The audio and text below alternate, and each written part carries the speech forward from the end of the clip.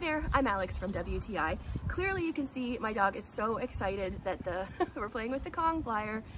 I think it's his favorite toy. Just check out how much he loves it. Miles here has the kindest temperament and he's a loving dog, but he is strong and has energy for days. Kong has been known to make tough and durable toys, and this Flyer is no exception. Miles has the ability to destroy his toys if they aren't durable enough to withstand his sharp teeth and super strong jaw. We like to play tug of war, and his teeth have never punctured the Flyer. This thing is tough. But most of all, we love to play fetch with it. This Flyer is easy to throw, and it can go super far. But the Flyer is nice and malleable, so when Miles goes to catch it, it's not going to hurt his face. Just look at how much fun he's having.